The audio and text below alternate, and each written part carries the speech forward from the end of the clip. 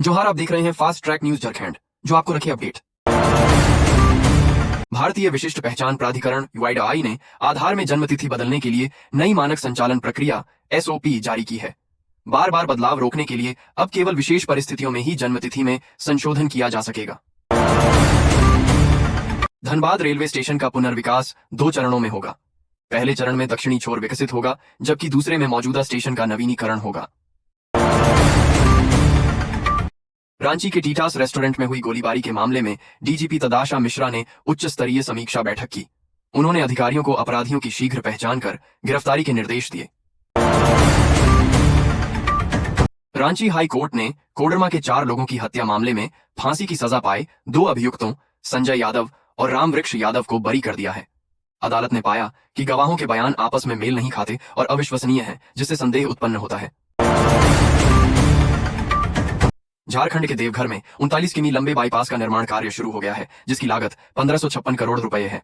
यह bypass Deoghar airport के पास कर्णकोल से शुरू होकर हिंडोला वरण तक जाएगा और NH 114A को NH 330 से जोड़ेगा।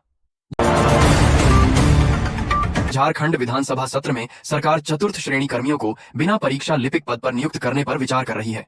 कार्मिक विभाग ने बिहार से रिपोर्ट मांगी है, जहां यह व्यवस्था लागू है। सीआईडी ने बोकारो के तेतुलिया मौजा में वन भूमि की फर्जी खरीद बिक्री मामले में राजबीर कंस्ट्रक्शन के संचालक विमल अग्रवाल को गिरफ्तार किया है। यह इस केस में चौथी गिरफ्तारी है। आदिवासी समाज के सबसे बड़े पर्व सराहुल की तैयारियां शुरू हो गई हैं। इस महापर्व के मौके पर राजधानी रांची में 20 से 22 मार्च तक विभिन्न कार्यक्रमों का आयोजन किया जाएगा। केंद्रीय सरना समिति के अध्यक्ष फूलचंद तिर्की ने आयोजन के लिए सरकार से विशेष व्यवस्थाओं की मांग की है। झारखंड में 27 वर्षीय मेडिकल छात्र ने फांसी लगाकर आत्महत्या कर ली।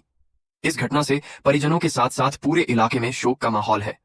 परिवार के लोगों का कहना है कि उसने कभी मानसिक परेशानी का जिक्र नहीं किया था। पलामू के छतरपुर अनुमंडल में जल्द ही एक नया फायर स्टेशन स्थापित होगा। राज्य सरकार झारखंड में अग्निशमन सेवाओं को मजबूत करने के लिए 18 स्थानों पर नए फायर स्टेशन खोलने की योजना बना रही है, जिसमें छतरपुर भी शामिल है। पूर्व विधायक संजीव सिंह ने धनबाद मेयर चुनाव 2026 में शानदार जीत दर्ज की है। उनकी जीत के बाद कोयलांचल की राजनीति में तेजी से बदलाव आ रहे हैं।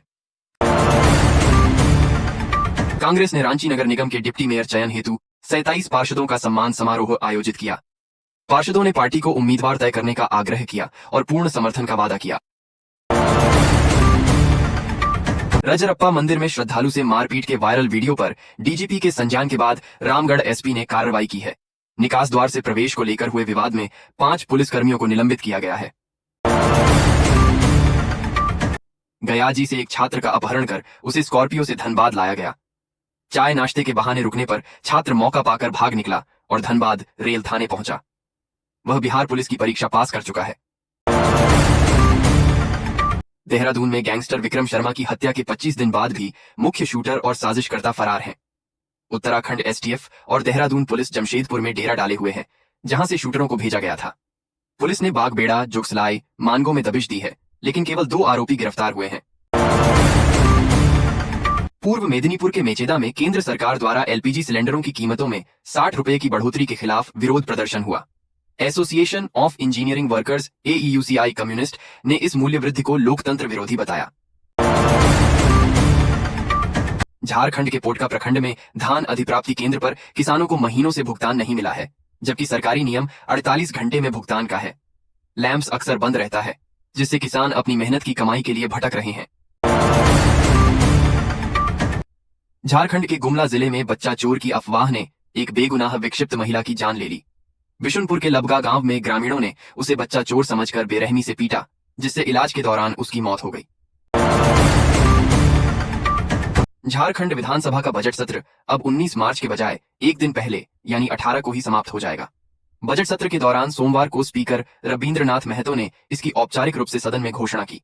इससे पहले विधानसभा में कार्यमंत्रणा समिति की बैठक हुई, जिसमें शनिवार 14 मार्च को सदन की कार्यवाही संचालित करने के अलावे 19 मार्च के बजाय 18 मार्च को ही बजट सत्र का समापन करने का निर्णय लिया गया। राजधानी रांची के मोरहाबादी मैदान में सोमवार को राजकीय हस्तकरघा एवं सरस मेला का भव्य शुभारंभ हुआ। उद्योग मंत्री संजय यादव और ग्रामीण विकास मंत्री दीपिका पांडेय सिंह ने संयुक्त रूप से दीप प्रज्वलित कर मेले का उद्घाटन किया। यह मेला 9 मार्च से 20 मार्च तक आम लोगों के लिए खुला रहेगा। मेले में देश के विभिन्न राज्यों से आए कारीगरों और उद्यमियों के करीब 620 स्टॉल लगाए गए हैं, जो लोगों के आकर्षण का केंद्र बने हुए हैं।